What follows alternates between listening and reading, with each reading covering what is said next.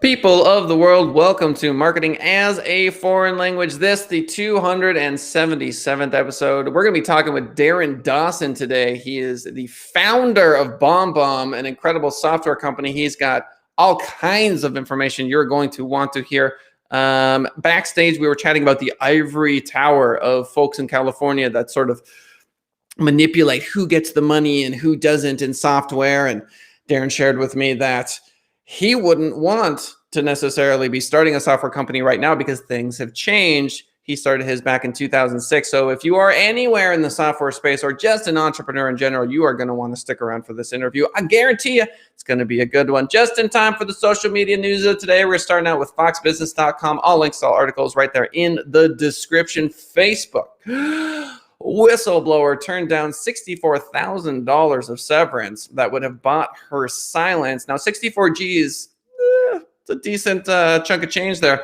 Former Facebook data scientist turned whistleblower Sophia Zhang, who was fired from the social media giant last year, turned down 64 G's, according to a new report. In a rare interview with MIT, an independent publication owned by the Massachusetts Institute of Technology, Zhang revealed new details about trading her career for her beliefs to expose allegations of worldwide political manipulation.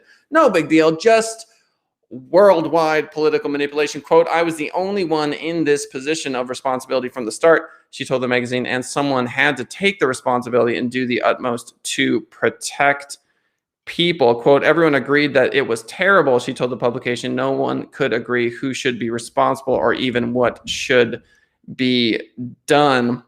In an explosive memo first reported by BuzzFeed News in September 2020, she claimed that world leaders used fake accounts for political gain as Facebook looked away, allegedly misleading their own citizens and drowning out critics. This is not surprising to me in the least.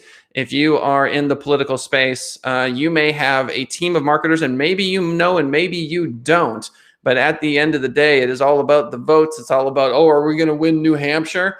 And if XYZ number of bots and God knows where is going to get you the algorithmic love that you need to make this particular district flip in your favor, well, then I can imagine many politicians doing exactly that. And I don't know if you followed some of the politics of other nations like Saddam Hussein and the crazy that he used to pull. A lot of folks are willing to do things that you and I are simply not willing to do. Next article, CNBC.com. Early Google exec got Larry Page's backing to build a startup factory focused on saving the planet. David Friedberg worked at Google from 2004 to 2006 and then started Climate Corporation, which he later sold to Monsanto for $1 billion. He's since been investing in startups. Larry Page was an early backer, and he just raised $300 million from investors, including Alphabet, etc. So a startup factory focused on saving the planet. How will he do it? He's spending a bulk of his time on a project he started 4 years ago with Larry Page, after leaving Monsanto, blah, blah, blah. Here, I'll tell you this. It says no shortage of problems. Okay, so he's going to tackle the world's problems. If you are not familiar with Ecosia, ECOSIA.com, it is a search engine that plants trees. They use the Bing search engine. I recommend you check them out. That's something you can do, listener, to help save the planet. Final article, Google becomes latest tech firm to delay reopening as Delta variant spreads. I think these guys are going to find, well, look, we can argue about whether they should open or not open, but you all know that I'm a huge proponent of work from home. The fact that people are, companies like Google and Facebook are trying to drive people back to their offices, to me, is ridiculous. Ladies and gentlemen, our guest on the show today, as I mentioned before, is absolutely incredible. He is in the mountains. He's not in Denver, but he's close, and he has officially achieved enlightenment. Do you want to hear from someone who is completely enlightened? Well, you're about to, ladies and gentlemen. Welcome to the show, the one, the only, Darin Dawson. That is the most unique introduction I've ever had. That was great. Thank you. Let's go. I hope I've achieved enlightenment. We'll see. That's right. It's completely, just what's Nirvana like? Let's start with that question. Is it nice? No, let's not.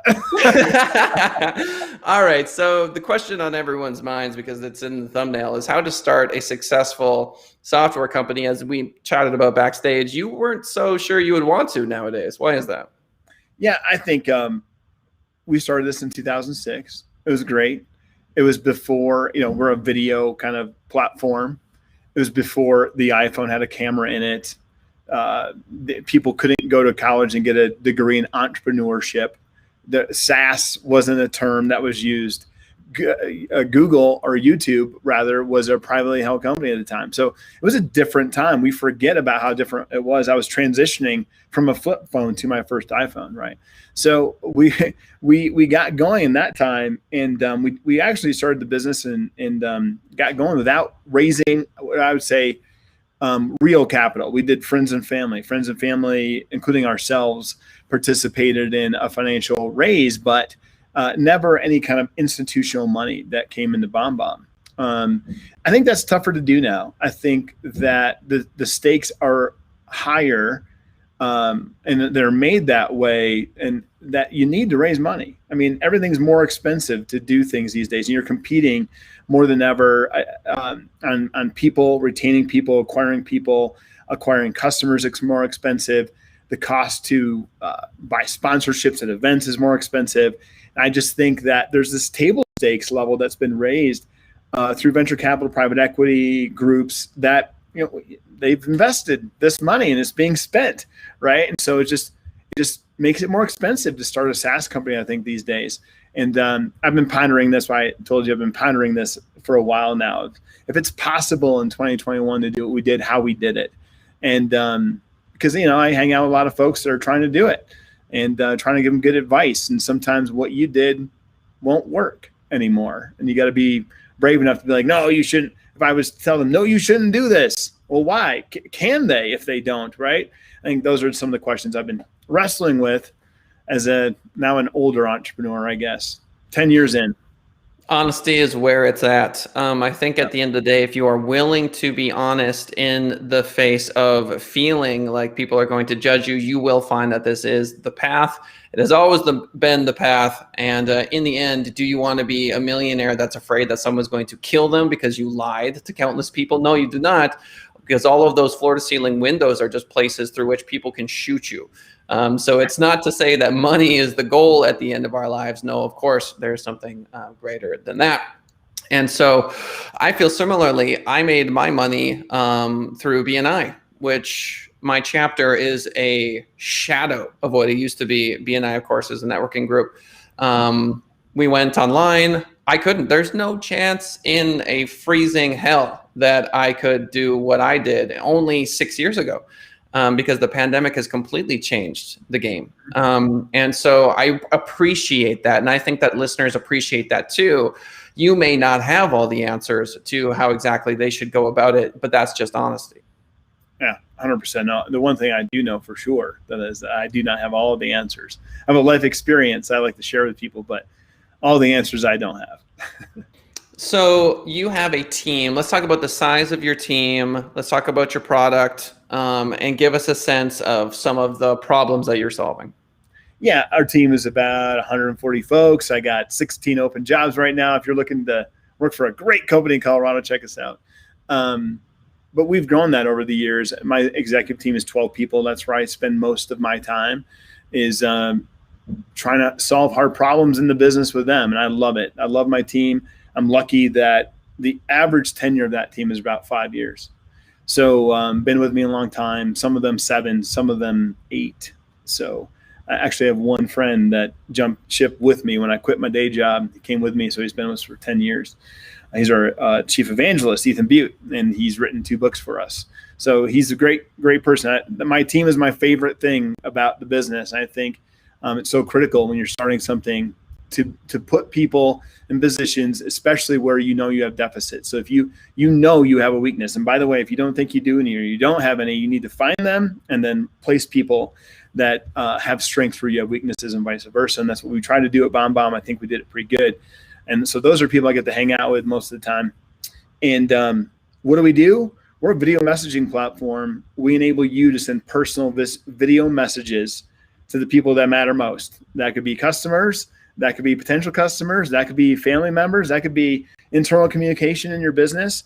So I believe personally that human beings have intrinsic value, that we're unique, and that this whole text email, social media thing has not been around as long as humans speaking face to face has. And I think we're throwing a little bit of the baby out with the bathwater right now, where I call it digital pollution. It's like a nuclear proliferation of stuff flying at us.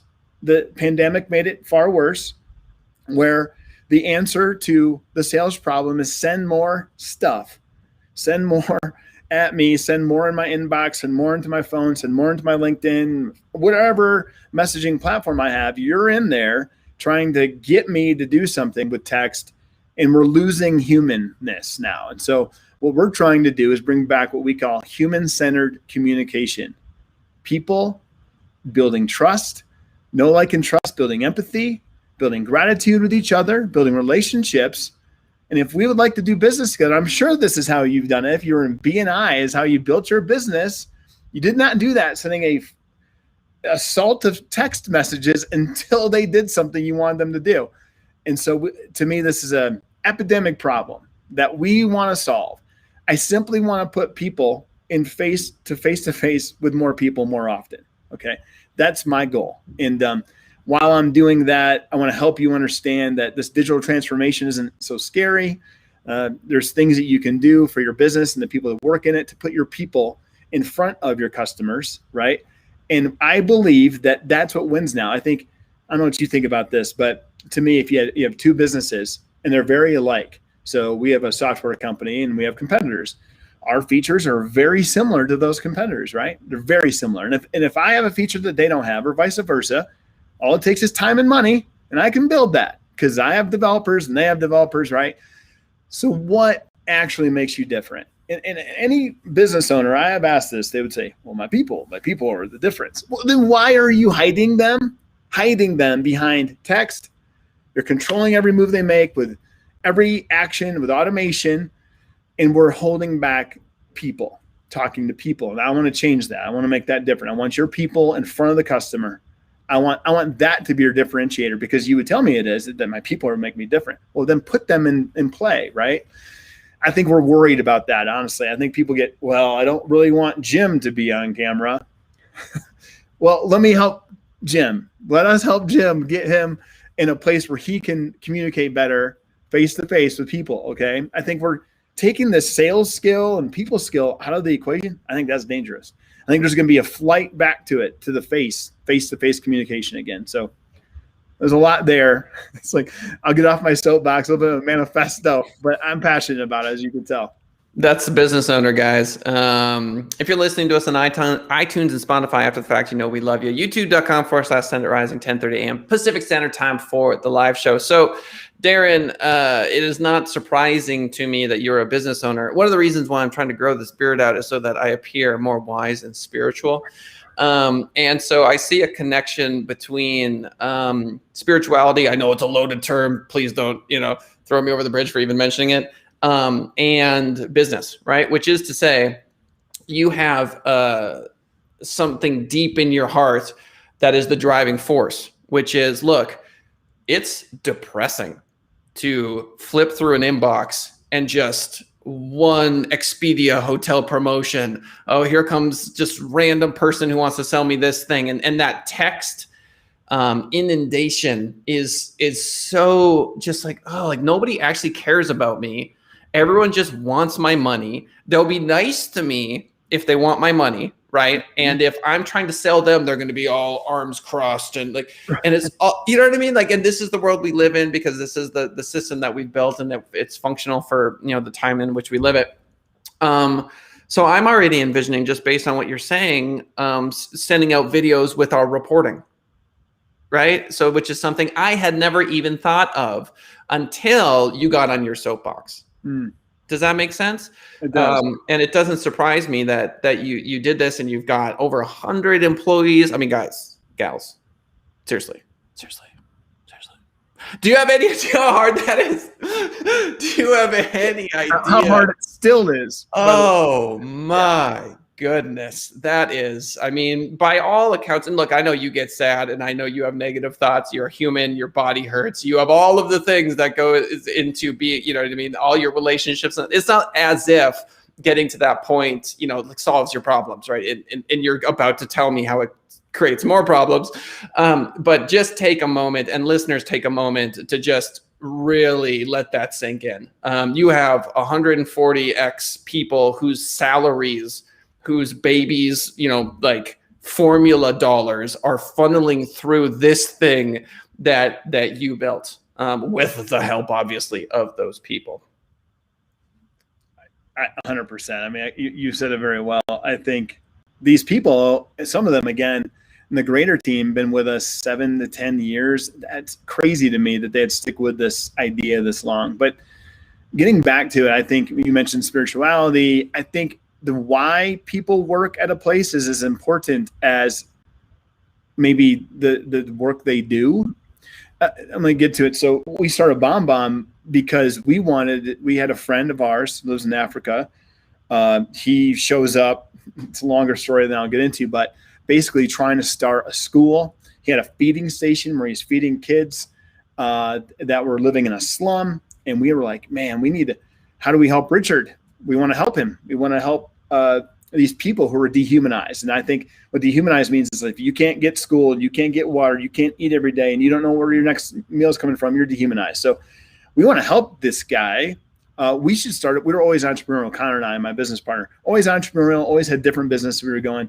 But when we thought about this idea, we're like, this is the one. This could sustain that community for a long time. We wanted to make enough to make $10,000 a month so that Connor could go live in Africa full time. That was the goal. We quickly realized that BombBomb had a greater purpose than that. It could actually sustain far more than just Connor doing that. So now I'm happy to tell you that Richard has a K through 12 school for women and boys and girls. They're sending them to university. There's micro businesses being developed in this community in Kenya. We started a hair salon, a tilapia farm. We're planting corn. We're doing things. This is what I want to be about. You were right too. It's not about making money. It shouldn't be anyway. I mean, it's a byproduct of the purpose. So I get to tell this story to people who work at BombBomb. And I think that's why they work there longer. I don't have, my attrition has not been until post-COVID, where the great resignation, I think everyone's dealing with. But for a long time, and a lot of those people, we have a core group of about 40 folks who have been there a very long time. And that institutional knowledge and ability has helped our business, right? Because the attrition, the people is the hardest thing. If you can keep people, but why will they work for you? Why will they pick up the phone? Will they make a sales call? Why would they answer the 100th customer success or support call, right?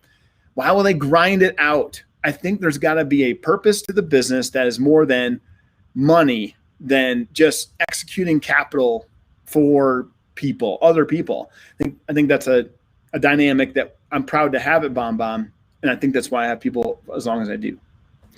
Yeah.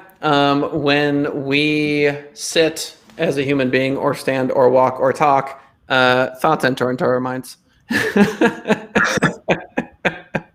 I don't know if you've ever had a thought, but we sit there and then thought enters the mind. Many of them are negative.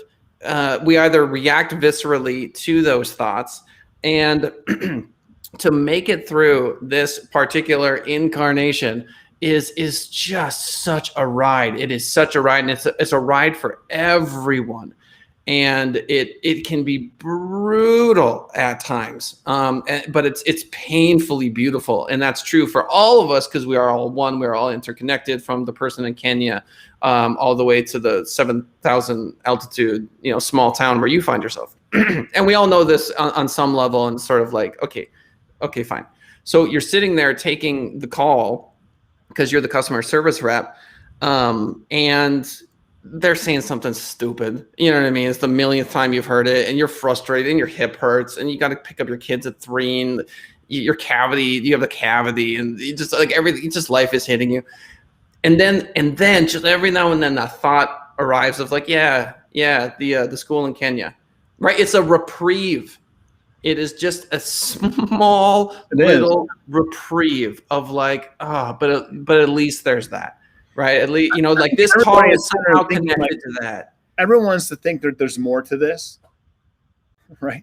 There is. There can be, I think. And so I want to help create some of that for you. if you work at BombBomb. What does that look like? And last week, so we actually donate time. We work at BombBomb. You can go help people. So if you have a nonprofit locally that you support, you can go do that. This last week, we had a team of maybe 20 folks packing backpacks. We did a deal with it's called Colorado Springs I Love You, basically. And they were donating 10,000 backpacks to kids going to school. So we sponsored it, but then we sent people. I think it's one thing just to give the check. Frankly, that's easy. It's another thing to say, okay, we're going to let you not work today and go pack backpacks and then hand them out to kids next week. And they get this whole they drive by and they get their backpack. It's awesome. And you know what? You feel good doing it. You might feel better doing that than you did answering the support calls and making whatever stuff you're doing. Our entire accounting department went down there. We're sending people from customer success by choice. They're like, yeah, I want to go do that. And so we try to create a culture of that, right? We have a problem of homelessness in our community. Everybody complains about it. I'm like, we can complain about it. We can go down there and feed those people. Let's go and feed these people. Let's go hang out. Let's hear their story. Like, give that person a hug. How are you doing? I want to encourage this in people, right? So as a business, I feel responsible. I can complain to my city council person that there's a homeless problem, or I can try and fix the homeless problem. So we support the Springs Rescue Mission. We go down there and feed people. They get to meet us. They can see a path out of their situation. Yes, you can get a job at BombBomb if you can come in here and get your life straightened out. We would do that for you, right? So I want to be part of fixing the problem, not complaining about it. I think I have a responsibility as a business in my community to do that.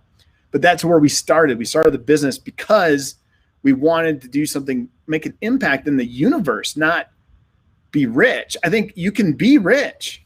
You could. It's America. You can do it. But why? You got to have a purpose. Or to me, the money is always a byproduct of the purpose. Yeah, it's again the connection between what you could refer to as spirituality and capitalism. To me, in the age of reviews, and our ability to be big brother to one another. Now, you could look at the Orwellian term "big brother" as overwhelmingly negative because it was in the book.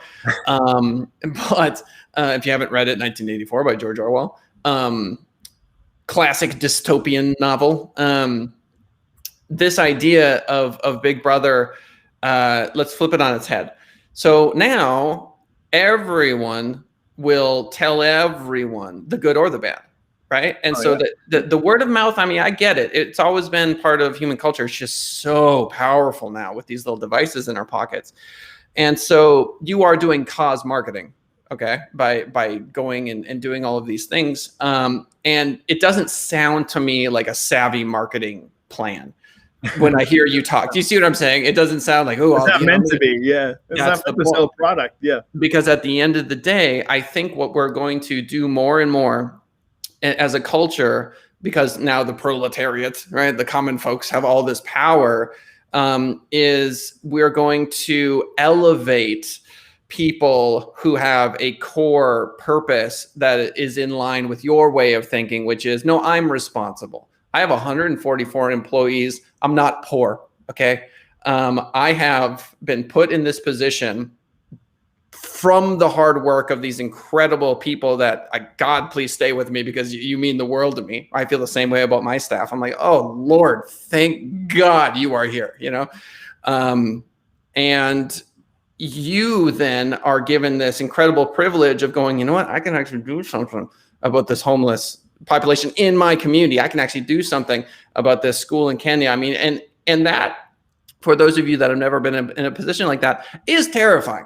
Like we're getting like the Darin Dawson, yay, show version, but you also have to go to bed at night going like, can I do more? What can I be doing? Am I doing enough? Am I doing enough? Exactly. So hats off to you, sir, for knocking all that stuff off, or knocking all that stuff out. I appreciate it. I do want to get into your life story a little bit because I'm curious. And then when we have you on the show next time, we'll just pick up where we left off. So sure. Let's go back. To, I had a Buddhist on the show who actually started with her grandfather's story because he made it out of Nazi Germany. And had he not done that, he wouldn't be alive and she wouldn't be alive. So you can go even further back if you want, or you can start with you and where you were born. Yeah. So my grandfather was an entrepreneur, my father was an entrepreneur, and I'm an entrepreneur. Like I do think there's a DNA thing there. More just about the surrounding, how you grew up and what was expected. I grew up on a farm, which might be a 100-acre farm in southern Michigan. My grandfather ran grocery stores, and he ran a truck for Amoco. Like, he was born in 1900, so he drove a truck selling lamp fuel that he owned. So just lots of stuff, always on the hustle. My dad, he sold TVs in the 50s. Sold enough TVs that's how he met my mom. She was a secretary, classic. He graduated high school in 1956. So my parents were older. My dad's gone now. And that business failed for him. He had a business partner that they got sideways and things didn't work out. But I always had that drive. I was always hustling, man. When I was a kid, like, grew up on the farm. So there was no working. It was always working. Okay. So I was given a work ethic at a very young age that you have things to do. You don't just get to sit here. No, you don't get paid to do them. It's a part of being the family. 2 acres of garden to weed and deal with, 3.5 acres of yard to mow, the barn, the cows, the stuff. So then my dad actually sold the cows, and I was sent to work on his buddy's farm. And you might call that child labor.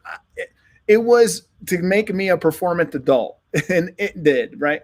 So baling hay in 80, 90 degree weather, 100% humidity in Michigan. That was me. My buddies were in a boat skiing and stuff. So I cherish that. I do. I worry I can't give that to my children as much as I got it. And then, from there, I was doing crazy stuff in high school. I went to a very small Christian school. It was only 25 people I graduated with, and I didn't really fit in. Okay. I was hustling all the time. I was selling homework books. Like, the French teacher would use this one book and they would use it again and again. I'm like, I'm going to get that. I'm going to sell that to whoever will buy it from me. She also made homework coupons. Mrs. Hosmer, if you're listening, I apologize. But she would make these homework coupons. It was on the mimeograph machine, and I would just mass produce them and I'd sell them. So this is just entrepreneurial, but no one ever, I'm just a bad kid. I wasn't like, anybody wasn't ever saying to me like, you need to not do that, but you're an entrepreneur. I was not being told that. So then I went to college because I thought you had to go to college.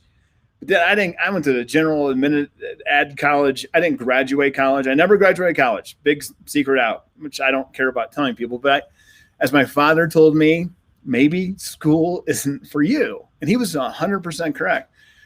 Moved to Colorado, started a painting business, house painting business. We blew that up, did really well with that. And then this new crazy thing, online marketing, was showing up. And we're like, what's this? And we actually built a calculator for house painting. Okay. So you could go to our website and you could punch in the numbers and it would tell you about how much we would paint your house for. And then we ran ads in magazines that just said, get your free estimate right now, which is crazy. It's like, that's Zillow, right? Zillow, you want to know how much your house is worth? Go do it right now. So we created this instant, this was 1999. It was a .org website because we didn't know any better. So you could go there, and you get your instant estimate. And that worked. And we would just show up and we'd verify the estimate. And then I would sell you on why you needed to hire me to paint this house.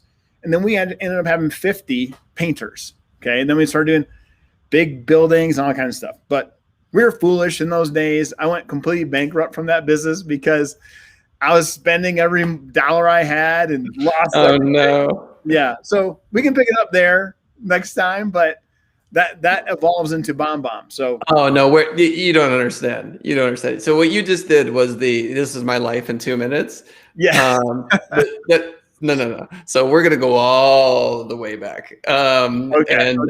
We're gonna start at about your first memory, and then we're gonna move into first grade, and then third grade, and trust me, it's a whole thing. Lots of that. I'm gonna give you lots of fodder to dive into there. Yeah. Oh yeah. That was yeah. So I wanted to ask one more thing before we close out the show, which was, did your father get to see you be really successful? Was he there for that? He did, to a point, not to this level. You know, He did get to see, I still live in the same house that I bought before. I was a professional before I started BombBomb. Producer, I had a real job, you could say.